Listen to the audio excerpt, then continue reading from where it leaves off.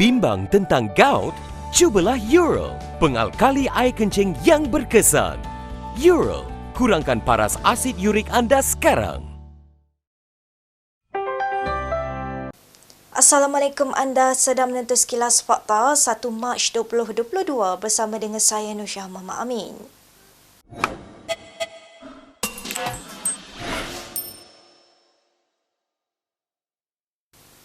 Kempen PRN Johor yang sedang berlangsung menyediakan pentas pagi UMNO sebelum Perhimpunan Agung Tahunan Parti itu diadakan pada 16 Mac.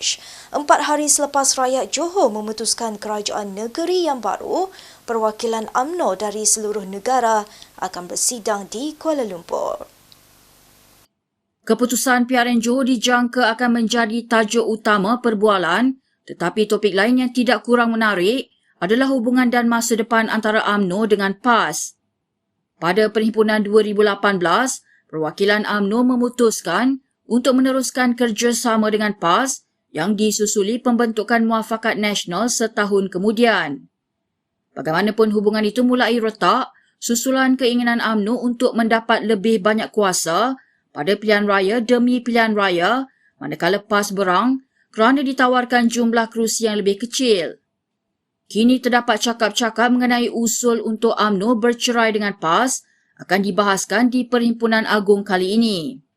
Ahli MKT UMNO dan Menteri Besar Perak, Sarani Muhammad berkata, sama ada isu itu akan dibahaskan bergantung kepada keputusan Majlis Kerja Tertinggi terlebih dahulu. Ditanya apakah Muafakat Nasional sudah terkubur, Sarani berkata ia bukan lagi perkara rahsia. Sarani yang ketika ini ditugaskan untuk menyelia kempen kerusi DUN di kawasan Pagoh dan Ledang menyatakan keyakinannya bahawa UMNO boleh mengurangkan pengaruh Presiden Bersatu Muhyiddin Yassin di kawasan tradisinya.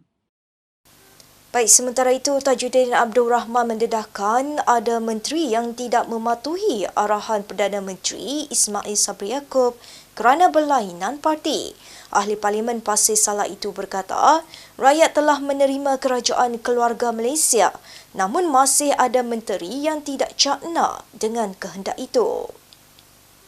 Tajuddin yang juga pengerusi Kelab Penyokong Kerajaan itu berkata, dia mempunyai bukti kukuh bahawa surat daripada Ismail Sabri tidak diambil peduli dan arahan beliau kadangkala diperap begitu sahaja.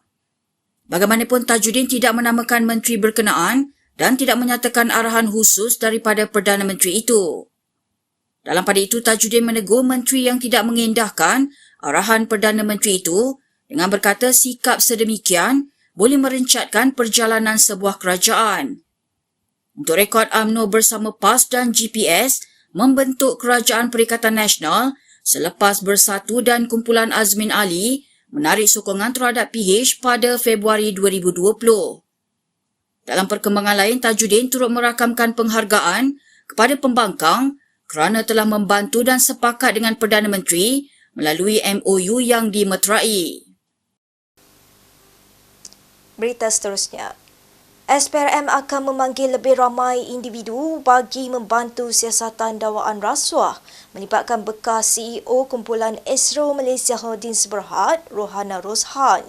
Ini susulan pendedahan bekas pegawai Goldman Sachs, Tim Leissner, yang mengatakan dia membeli sebuah rumah bernilai $10 juta untuk Rohana di London menggunakan wang 1MDB.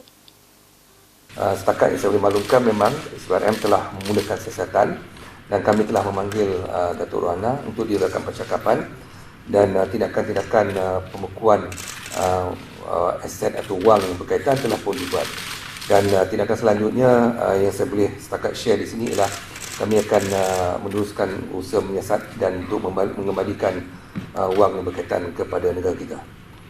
Dalam pada itu, Azam memaklumkan SPRM tidak akan menyiasat Taufik Aiman, iaitu suami kepada bekas Gubernur Bank Negara Malaysia, Zeti Akhtar Aziz, berkenaan dakwaan kaitan dengan skandal 1MDB.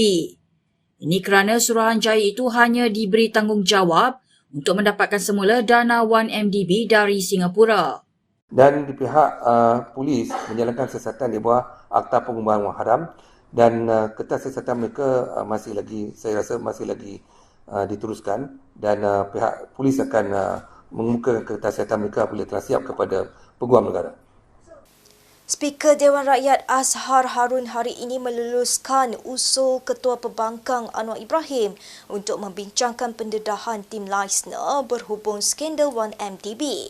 Ini selepas beliau mendapati usul untuk membincangkan pembabitan Bank Negara Malaysia, Seti dan suaminya dalam skandal itu bersifat tertentu dan perlu disegerakan. Keduanya kepentingan orang ramai, saya bersetuju ianya adalah mengenai kepentingan orang ramai dan saya juga bersetuju bahawa perkara itu perlu disegerakan. Oleh demikian, saya membenarkan usul tersebut untuk dirundingkan pada hari ini di Kamar Khas 2:30 petang di mana saya sendiri akan mempengerusikannya. Anwar bagaimanapun tidak berpuas hati dengan keputusan membincangkan perkara itu di Kamar Khas kerana berpandangan isu itu melibatkan maruah negara serta perlu dibahas di Dewan Rakyat. Terdahulu Anwar menyifatkan dakwaan pembabitan BNM, Zeti dan suaminya itu perlu dibincang secara terperinci kerana melibatkan kepentingan orang ramai. Ini perkara berkendak disegerakan kerana pembongkaran kes terkini terdedah di peringkat antarabangsa dan memerlukan penjelasan segera kerajaan berikutan kegagalan agensi penguasaan negara khususnya SPRM mengesan, menyiasat dan mendakwa mana-mana warga negara Malaysia jika terbabit dalam apa-apa kesalahan transaksi kewangan tersebut. Kita ke perkembangan PRN Johor. Bekas Perdana Menteri Najib Razak menyifatkan serangan ahli parlimen DAP Tony Pua terhadap Sekolah Menengah FUNYU sebagai politik balas dendam dan ugutan. Ini selepas Pua menggesa pihak pengurusan sekolah itu disingkirkan kerana tidak berintegriti selepas menyambut kehadiran Najib yang telah disabit bersalah atas pelbagai kesalahan. Menulis di Facebooknya semalam, Najib berkata serangan Pua terhadap pengurusan sekolah tersebut atau mana-mana sekolah untuk memilih penceramah mereka adalah tidak wajar. Pada 24 Februari, Najib berkunjung ke Sekolah Menengah FUNYU di Seri Alam Johor Bahru dan menyampaikan ucapan yang menggesa masyarakat Cina menyokong Barisan Nasional.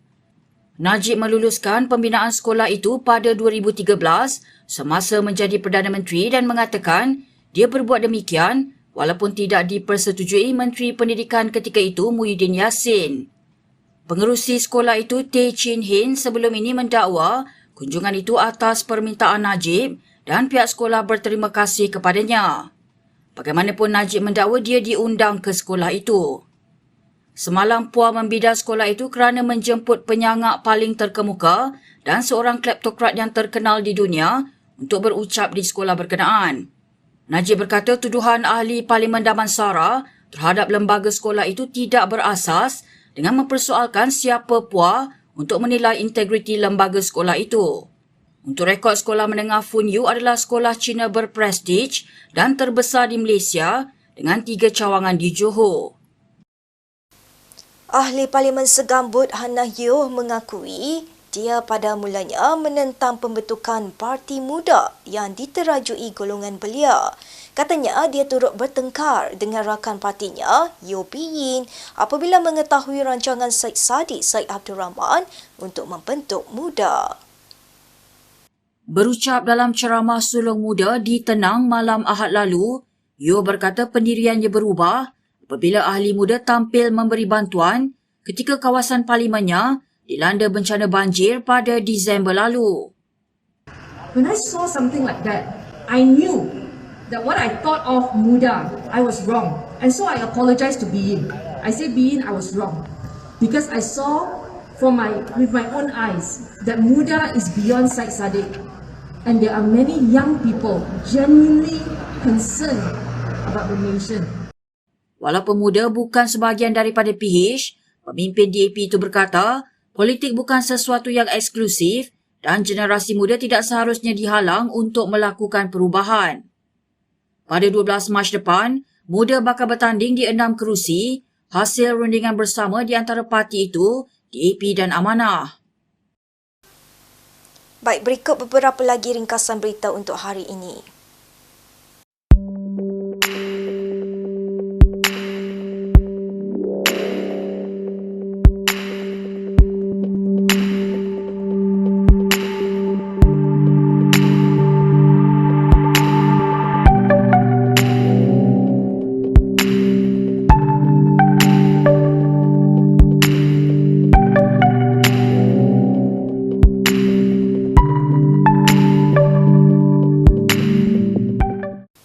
Sekian sahaja daripada saya Nur Syah Mama Amin untuk Sekilas Fakta. Untuk lebih banyak berita, anda boleh melayari kinitv.com. Anda juga boleh mengikuti kami di Instagram, Twitter, YouTube dan Facebook. Salam hormat dan jumpa lagi.